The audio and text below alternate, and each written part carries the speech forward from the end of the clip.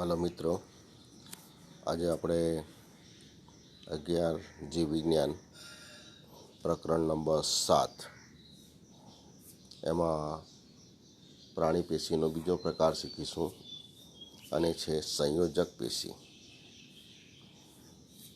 સંયોજક પેશી અને તેના પ્રકારો. તો આગળ આપણે અધિચ્છદીય પેશી વિશે શીખી ગયા કે એના કોષો આધાર કલા પર મોટે ભાગે એક સ્તરમાં ગોઠવાયેલા હોય છે. કોષોની સંખ્યા વધારે હોય છે. કોષોની વચ્ચે આંતરકોષીય અવકાશ ઓછો હોય છે. જ્યારે સંયોજક પેશી જે અંગોને મોટે ભાગે સાંકળવાનું કાર્ય કરે છે, અંગો વચ્ચે પૂરણનું કાર્ય કરે છે, તો આ પેશીની રચના કરતા કોષો જો આપણે લઈએ તેમાં કોષોની સંખ્યા ઓછી હોય છે અને કોષોની વચ્ચે આંતરકોષીય અવકાશ એનું પ્રમાણ વધારે હોય છે. અને આ આંતરકોષીય અવકાશ આંતરકોષીય દ્રવ્યથી પૂરાયેલું હોય છે, એટલે કોષોનું પ્રમાણ ઓછું અને આંતરકોષીય દ્રવ્યનું પ્રમાણ વધારે હોય છે. મોટે ભાગે આ આંતરકોષીય દ્રવ્ય એનું જે સ્ત્રાવ છે એના કોષો દ્વારા જ થાય છે. એ ઉપરાંત એમાં નવા કોષોનું સર્જન પૂર્વ અસ્તિત્વ ધરાવતા કોષોમાંથી જ સર્જાય છે. એટલે એના જે કોષો છે વિભાજનની ક્ષમતા પણ ધરાવે છે. પૂર્વ અસ્તિત્વ ધરાવતા કોષોમાંથી નવા કોષોનું પણ સર્જન થાય છે. ઉપરાંત એના કોષોમાંથી જ વિભાજન દ્વારા નવા કોષો અને આધાર દ્રવ્ય એટલે કે આંતરકોષીય દ્રવ્ય એનો સ્ત્રાવ પણ એના કોષોમાંથી જ થાય છે. મોટાભાગની સંયોજક પેશી આ લક્ષણ ધરાવે છે, પરંતુ સંયોજક પેશીનો એક પ્રકાર છે પ્રવાહી સંયોજક પેશી, અથવા આપણે એને કહીશું રુધિર.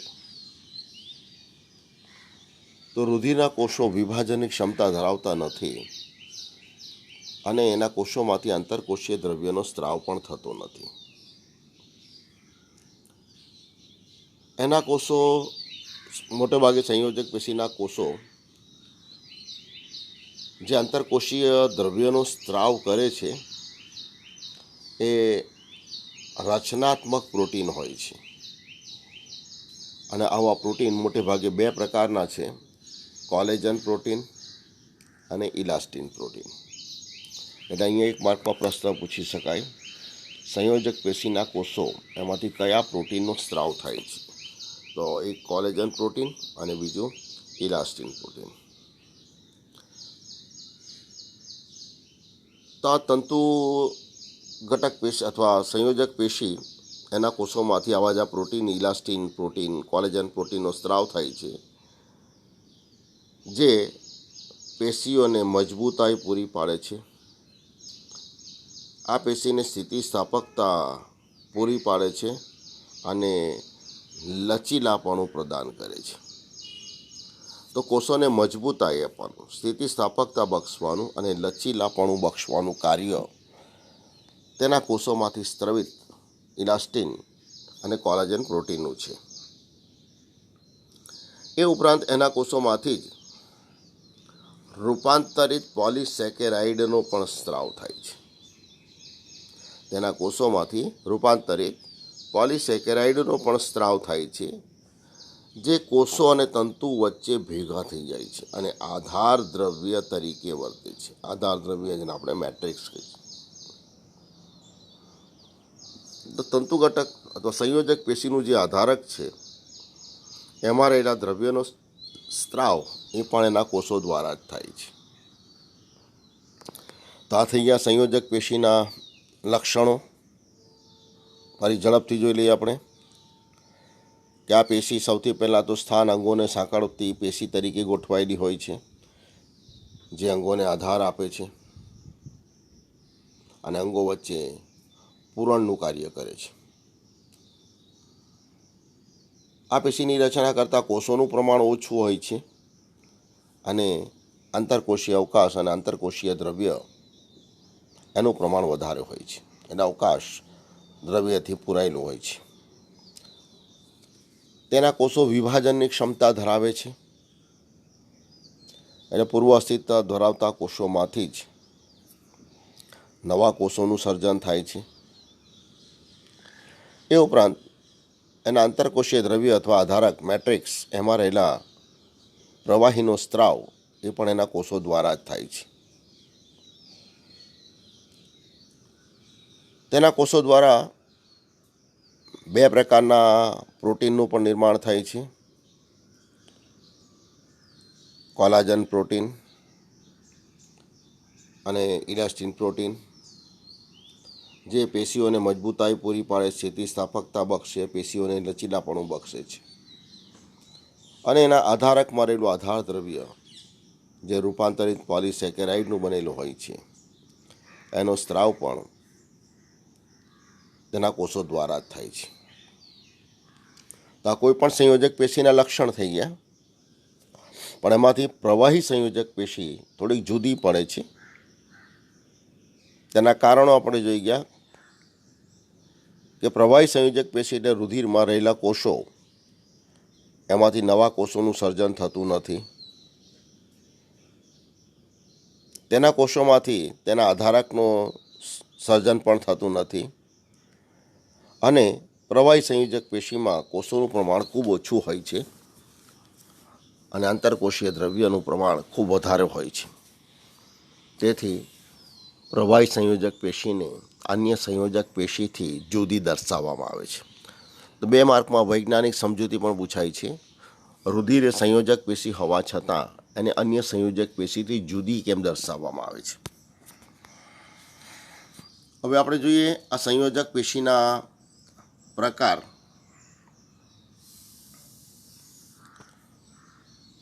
તો સંયોજક પેશીને 3 પ્રકારોમાં વર્ગીકૃત કરવામાં આવે છે. એક શિથિલ સંયોજક પેશી, એમાં એના કોષો છૂટા છવાયા ગોઠવાયેલા હોય છે. સઘન સંયોજક પેશી, તેના કોષો પાસે ગોઠવાયેલા હોય છે. અને ત્રીજી છે વિશિષ્ટ સંયોજક પેશી.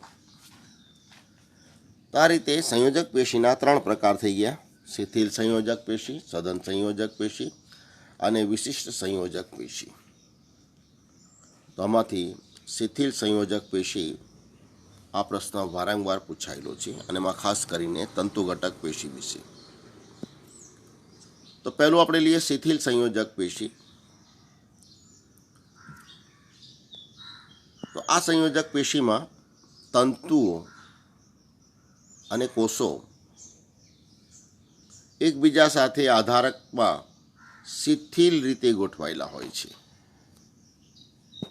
છૂટાછવાયા શિથિલ રીતે ગોઠવાયેલા હોય છે. તેથી આ સંયોજક પેશીને શિથિલ સંયોજક પેશી તરીકે ઓળખવામાં આવે છે. આ શિથિલ સંયોજક પેશીના પાછા 2 પ્રકાર છે. એક તંતુઘટક પેશી અને બીજું મેદપૂર્ણ પેશી. તો શિથિલ સંયોજક પેશી તરીકે પૂછાય તો આપણે 2 પેશીનું વર્ણન કરવાનું છે: તંતુઘટક પેશીનું અને મેદપૂર્ણ પેશીનું. અને માત્ર તંતુઘટક પેશી પૂછાય તો તંતુઘટક પેશી આકૃતિ સહિત વર્ણન કરવાનું છે. તો હવે શિથિલ સંયોજક પેશી એનો પહેલો પ્રકાર આપણે લઈએ, અને છે તંતુઘટક પેશી. આ પેશીનું સ્થાન આપણે લઈએ તો મોટે ભાગે સંયોજક પેશી છે, અંગોને સાંકળવાનું કાર્ય કરે છે. તો આ પેશી કોષ્ઠાવરણમાં, દેહકોષ્ઠના આવરણમાં, આંત્રબંધમાં, અન્નમાર્ગને જોડતું બંધ આંત્રબંધ કહેવાય, ધમનીઓની દિવાલમાં અને બીજા ઘણા સ્થાને જોવા મળે. અંગોને મોટે ભાગે સાંકળતી પેશી તરીકે આપણે એમ કહીશું કે તંતુઘટક પેશી જોવા મળે છે. આ પેશીની રચના આપણે જોઈએ તો તેનું આધારક દ્રવ્ય પ્રમાણમાં ઘટ હોય છે અને મોટે ભાગે સરેશ દ્રવ્યનું બનેલું હોય છે. આધારક દ્રવ્ય ઘટ હોય છે અને સરેશ દ્રવ્યનું બનેલું હોય છે. અને આ સરેશ દ્રવ્યમાં એકબીજા પરથી પસાર થતી તંતુઓની જાળી અને છૂટાછવાયા કોષો દ્વારા આ પેશીની રચના થયેલી હોય છે. તો તંતુ ઘટક પેશીમાં આધાર દ્રવ્ય ઘટ હોય છે, મોટેભાગે સરેશ દ્રવ્યનું બનેલું છે. અને આ સરેશ દ્રવ્યમાં એકબીજા પરથી પસાર થતી તંતુઓની જાળી અને છૂટાછવાયા કેટલાક કોષો દ્વારા આ પેશીની રચના થયેલી છે. તો એનો અર્થ કે આધાર દ્રવ્યમાં તંતુઓ છે અને કોષો છે. તંતુઓ બે પ્રકારના છે, એક શ્વેત તંતુ અને બીજા પીળા તંતુ. જ્યારે કોષો ત્રણ પ્રકારના છે, તંતુ કોષો, ભક્ષક કોષો અને માસ્ટ કોષો. તો પહેલાં આપણે આકૃતિ પરથી પહેલાં તંતુની રચના જોઈ લઈએ અને પછી આપણે ત્રણ પ્રકારના કોષોની રચના જોઈ લઈએ. તો અહીંયા સરેશ દ્રવ્યનું બનેલું આધાર દ્રવ્ય અહીંયા આપણે જોઈ શકીએ, આધાર દ્રવ્ય, અને એમાં એકબીજા પરથી પસાર થતી તંતુઓની જાળી. તો તંતુઓ બે પ્રકારના છે, એક કોલેજન તંતુઓ અથવા આપણે એને કહીશું શ્વેત તંતુ, અને બીજા ઇલાસ્ટીન તંતુ અથવા આપણે એને કહીશું પીળા તંતુ. પહેલાં આપણે લઈએ કોલેજન તંતુ. તો કોલેજન તંતુ એ જે પ્રોટીનના બનેલા છે, કોલેજન પ્રોટીન, એટલે એને કોલેજન તંતુ તરીકે પણ ઓળખવામાં આવે છે. શ્વેત રંગના છે. અને બીજું, આ તંતુઓ સમૂહમાં આવેલા હોય છે. અહીંયા આપણે આકૃતિ છોટી બતાવું જરાક.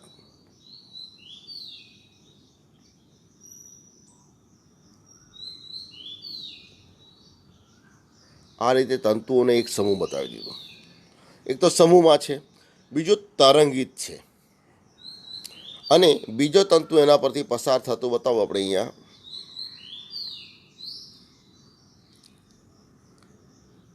તો આ રીતે આપણે બીજો તંતુ બતાવી શકીએ. તો સૌથી પહેલાં તો એ શ્વેત રંગના છે, કોલેજન પ્રોટીનના બનેલા છે. ત્રીજો મુદ્દો, એ સમૂહમાં ગોઠવાયેલા હોય છે. ચોથો મુદ્દો, એ તરંગિત હોય છે. પાંચમો મુદ્દો, એ દબાણ સહન કરી શકે છે અને અશાખિત છે. એના મુદ્દા આપણે જોઈ લઈએ કે આ જે શ્વેત તંતુઓ જોઈએ પહેલાં આપણે અહીંયા. તો સૌથી પહેલાં કયા પ્રોટીનના બનેલા છે? તો કોલેજન પ્રોટીનના બનેલા છે, એટલે કોલેજન દ્રવ્યના બનેલા છે. અસ્થિતિસ્થાપક છે, ખેંચાણ અને દબાણ સહન કરી શકે છે,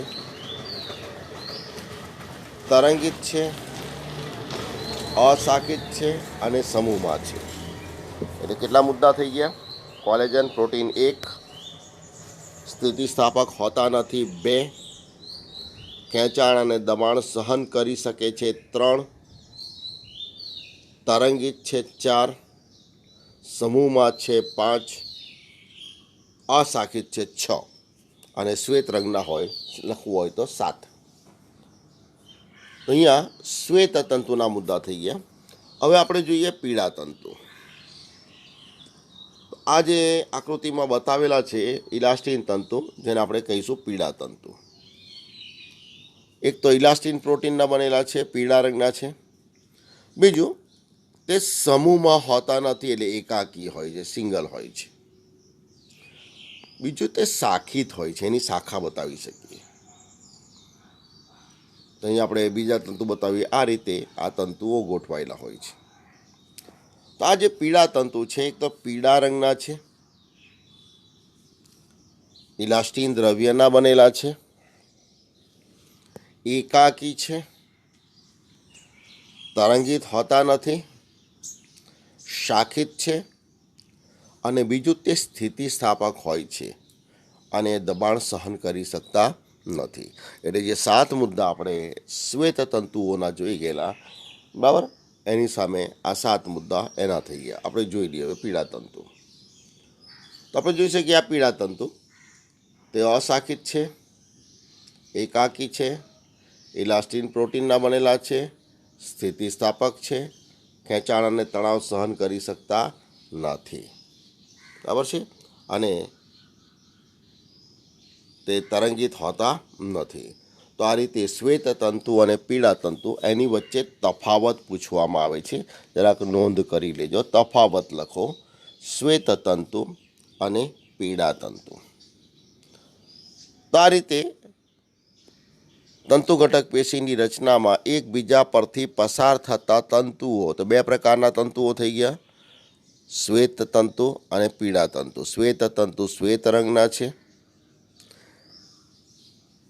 કોલાજન પ્રોટીનના બનેલા છે, સમૂહમાં હોય છે, અશાખિત હોય છે, સ્થિતિસ્થાપક હોતા નથી, તણાવ અને દબાણ સહન કરી શકે છે. જ્યારે પીળા તંતુઓ પીળા રંગના છે, ઇલાસ્ટિન પ્રોટીનના બનેલા છે, એકાકી છે, તરંગિત હોતા નથી એટલે સીધા છે, શાખિત છે. આ તંતુઓ સ્થિતિસ્થાપક હોય છે અને તે તણાવ અને ખેંચાણ સહન કરી શકતા નથી. તો આ રીતે બે પ્રકારના તંતુઓ થઈ ગયા. હવે આપણે જોઈએ કે એમાં આવેલા કોષો ત્રણ પ્રકારના છે, તંતુ કોષો, ભક્ષક કોષો અને માસ્ટ કોષો. તો અહીંયા આપણે એકબીજા પરથી પસાર થતી તંતુઓની જાળી અને એમાં છૂટા છવાયા કેટલાક કોષો. તો પહેલો કોષ આપણે લઈએ તંતુ કોષ, આજે ઉપર બતાવ્યો છે. આ તંતુ કોષો પાતળા ચપટા અનિયમિત આકારના અને ખૂબ જ પ્રવર્ધોયુક્ત છે. એની અંદર પ્રવર્ધો પણ આપણે જોઈ શકીએ, 1, 2, 3 પ્રવર્ધો જોવા મળે છે. અને આ તંતુ કોષોનું જે કાર્ય છે એ બંને પ્રકારના તંતુઓમાં જે પ્રોટીનની જરૂર છે, શ્વેત તંતુમાં આપણે જોઈએ કોલેજન પ્રોટીન, પીળા તંતુમાં જોઈએ ઇલાસ્ટિન પ્રોટીન. તો આ બંને પ્રકારના કોલેજન અને ઇલાસ્ટિન પ્રકારના પ્રોટીન એના સર્જનનું જે કાર્ય છે એ તંતુ કોષોનું છે. તો આ રીતે બંને પ્રકારના પ્રોટીનનું સર્જન કરીને શ્વેત તંતુ અને પીળા તંતુઓનું સર્જન કરવાનું કાર્ય તંતુ કોષોનું છે.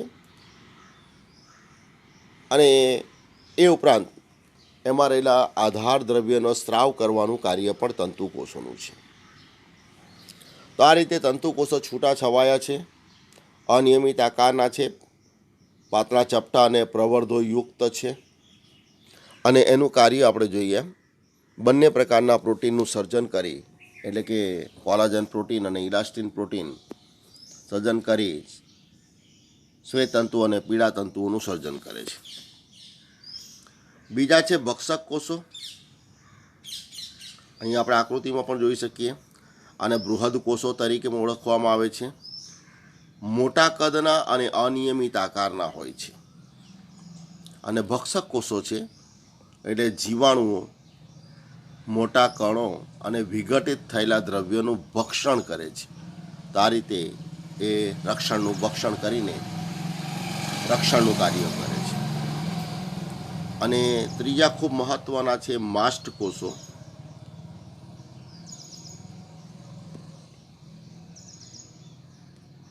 માસ્ટ કોષો આપણે લઈએ, અહીંયા બતાવેલા છે, જોઈ શકો તમે અહીંયા.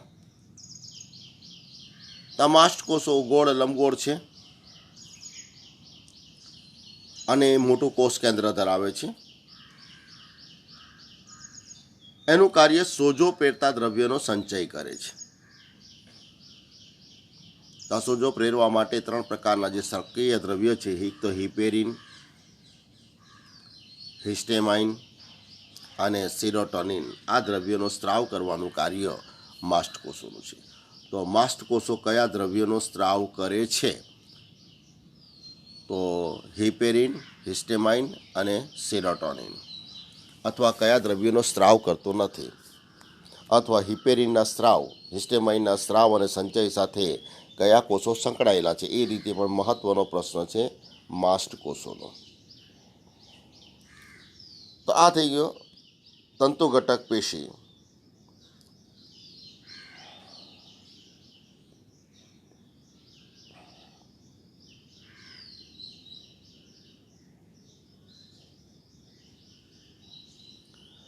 તો હવે તંતુ ઘટક પેશી ઉપરાંત આપણે શિથિલ સંયોજક પેશીનો બીજો પ્રકાર જે જોઈ ગયા એ છે મેદપૂર્ણ પેશી. મેદપૂર્ણ પેશી તો અહીં આકૃતિમાં બતાવેલી છે મેદપૂર્ણ પેશી. તેમાં કોષ ફરતે કોષ રસ પટલ, અંદર કોષ કેન્દ્ર છે અને જેમાં મેદનો સંગ્રહ થાય છે એ મેદ સંગ્રહિત વિસ્તાર છે.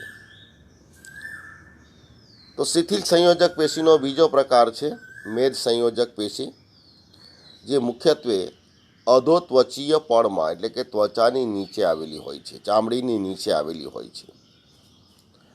અને આ પેશી આપણે જોઈ ગયા તેમ એમાં મેદ સંગ્રહિત વિસ્તારો જોવા મળે છે. તેના કોષો મેદ ચરબીના સંગ્રહ માટે વિશિષ્ટીકરણ પામેલા છે. આપણે જે ખોરાક લઈએ એ ખોરાકમાંથી જે પોષક પદાર્થો એનો ઝડપથી ઉપયોગ થતો નથી, એટલે કે ત્વરિત ઉપયોગ થતો નથી, તો વધારાના પોષક પદાર્થ કે જે ત્વરિત રીતે ઉપયોગમાં લેવાતા નથી, આવા પદાર્થોને પહેલાં તો મેદમાં રૂપાંતર કરી દેવામાં આવે છે અને પછી આ પેશીમાં સંગ્રહ કરવામાં આવે છે. તો અહીં આપણે જોઈશું કે વધારાના પોષક પદાર્થ કે જે ત્વરિત રીતે ઉપયોગમાં લેવાતા નથી તેને મેદમાં રૂપાંતર કરવામાં આવે છે. પહેલાં મેદમાં રૂપાંતર પામી જાય છે અને પછી આ પેશીમાં એનો સંગ્રહ થાય છે. તો આ રીતે આપણે સંયોજક પેશીનો પહેલો જે પ્રકાર જોઈ ગયા અને એ પ્રકાર હતો શિથિલ સંયોજક પેશી. અને શિથિલ સંયોજક પેશીના બે પ્રકાર આપણે જોઈ ગયા, તંતુ ઘટક પેશી અને મેદપૂર્ણ પેશી. કોઈ પણ એક પેશી 2 માર્કમાં પૂછી શકાય અને તંતુ ઘટક પેશી 3 માર્કમાં પણ પૂછાય છે.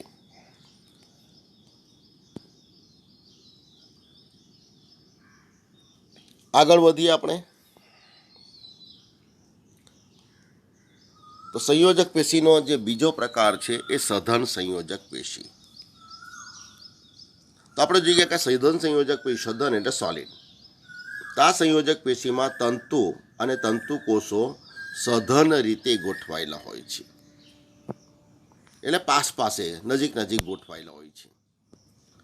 અને એમાં તંતુઓની જે ગોઠવણી છે નિયમિત પણ હોઈ શકે અને અનિયમિત પણ હોઈ શકે. તો આ જે સઘન સંયોજક પેશીમાં તંતુઓની ગોઠવણી કેવી છે તેને આધારે એના 2 પ્રકાર પડે છે.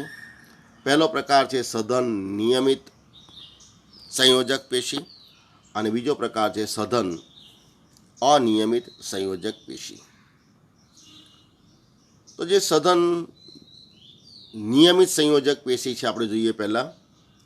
તો આ સંયોજક પેશીમાં કોલેજન તંતુઓ સમાંતર તંતુઓના ગુચ્છની વચ્ચે હરોળમાં ગોઠવાયેલા હોય છે. અહીંયા આપણે જોઈ શકીએ આકૃતિમાં કેવી રીતે ગોઠવાયેલા છે. કોલેજન તંતુઓ સમાંતર ગુચ્છની વચ્ચે હરોળમાં ગોઠવાયેલા હોય છે. અને આ સંયોજક પેશી મોટે ભાગે સ્નાયુબંધ અને અસ્થિબંધમાં જોવા મળે છે. સ્નાયુબંધ એટલે શું? તો જે કંકાલ સ્નાયુ છે, જેને આપણે રેખિત સ્નાયુ પેશી તરીકે ઓળખીશું, એ હાડકા સાથે જોડાયેલી હોય છે. તો આ સ્નાયુબંધ એટલે કંકાલ સ્નાયુને હાડકા સાથે જોડતો બંધ આને સ્નાયુબંધ કહેવાય. અને બીજો અસ્થિબંધ, તો અસ્થિઓ પણ એકબીજા સાથે સંયોજક પેશી વડે જોડાયેલા હોય છે. તો પાસેના અસ્થિઓને જોડતા બંધને અસ્થિબંધ કહે છે. તો અસ્થિબંધમાં પણ આ સઘન નિયમિત સંયોજક પેશી આવેલી હોય છે. તો આ રીતે સઘન નિયમિત સંયોજક પેશી આપણે જોઈએ તો કોલેજન તંતુઓ સમાંતર તંતુઓની વચ્ચે હરોળમાં ગોઠવાયેલા હોય છે. અને આ સઘન સંયોજક પેશી એટલે નિયમિત સંયોજક પેશી એ સ્નાયુબંધ અને અસ્થિબંધમાં જોવા મળે છે. જ્યારે બીજો પ્રકાર છે સઘન અનિયમિત સંયોજક પેશી, કે એમાં તંતુકોષો અને ઘણા બધા તંતુઓ વિવિધ રીતે ગોઠવાયેલા હોય છે, નિયમિત હોતા નથી. આ આકૃતિમાં આપણે જોઈ શકીએ સઘન અનિયમિતમાં. તો નિયમિતમાં તંતુકોષો અને તંતુઓ નિયમિત રીતે સમાંતર ગોઠવાયેલા હોય છે.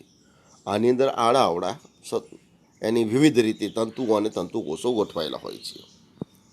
અને આ સઘન સંયોજક પેશીમાં તંતુઓ અનિયમિત રીતે ગોઠવાયેલા હોય છે, એટલે એને સઘન અનિયમિત સંયોજક પેશી તરીકે ઓળખવામાં આવે છે. અને આ પેશી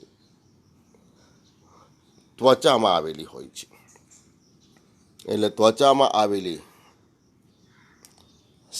સંયોજક પેશી કઈ? તો સઘન અનિયમિત સંયોજક પેશી. અધોત્વચીય પળમાં તો આપણે જોઈ ગયા મેદપૂર્ણ પેશી. તો આ રીતે આમાંથી MCQ પ્રશ્ન પણ પૂછાય છે. તો આ રીતે સંયોજક પેશીના જે બે પ્રકાર આપણે જોઈ ગયા. પહેલો પ્રકાર હતો વિશેષ શિથિલ સંયોજક પેશી, જેમાં આપણે એના બે પ્રકાર જોઈ ગયા, તંતુઘટક પેશી અને મેદપૂર્ણ પેશી. બીજો પ્રકાર જોઈ ગયા સઘન સંયોજક પેશી, જેમાં સઘન નિયમિત અને સઘન અનિયમિત સંયોજક પેશી થઈ ગયું. અને ત્રીજો પ્રકાર છે વિશિષ્ટ સંયોજક પેશી, જે આપણે હવે પછીના વિડીયોમાં જોઈશું. Thank you all.